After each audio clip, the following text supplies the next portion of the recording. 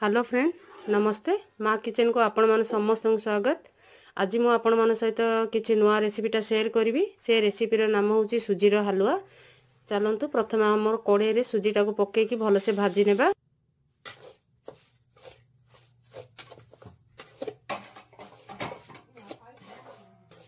सुजीटा भी भलसे ब्राउन हैला परी आमे भाजीबा।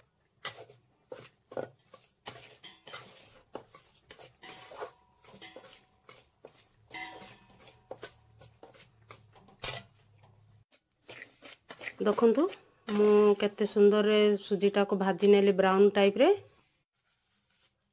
एबे सुजी रे आमे अल्प हबो ऑयल पकेबा काहेकि ना ऑयल पकेबा द्वारा कड़े रे जते बडा आमे पानी पके के हलुआडा बनेबा ताहले कड़े रे लागिबो नाही।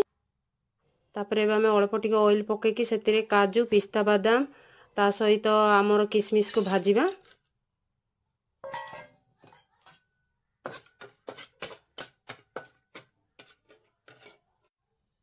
जेतिकी कड़े रे तेलटा थिला से तेल रे मु गोटे ग्लास पानी पके एबे आमे सेतिरे जेतिकी जहा को मिठा खाइबा को इच्छा थिबो से अनुसार चीनी पकेया को पड़िबो। मु आम घरे टिके मिठा खांती सेति पे बिली मु टिके अधिक चीनी पकेइछि। तापरे आमे स्वाद अनुसार लूणटा पकेबा। तापरे आमे अळेच पकेबा। यह को भलो से मिसे नेबा घांटी घांटी।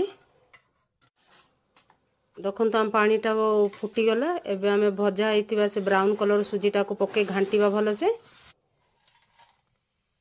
हमर हलुआटा हेई गला। एबे सेतिरे आमे जो काजू पिस्ता बादाम किशमिश भाजीतिली ताहा को पकेबा। हमर हलुआटा हेई गला। एबे चलंतु ताहा को गोटे प्लेट रे किंबा प्लास्टिक मु गिन्ना रे काढी नेइछि। आपण मन चाहिले जे कोन जिंस रे काढी के आपण स्टाइलिश रे सजेइ पाइ।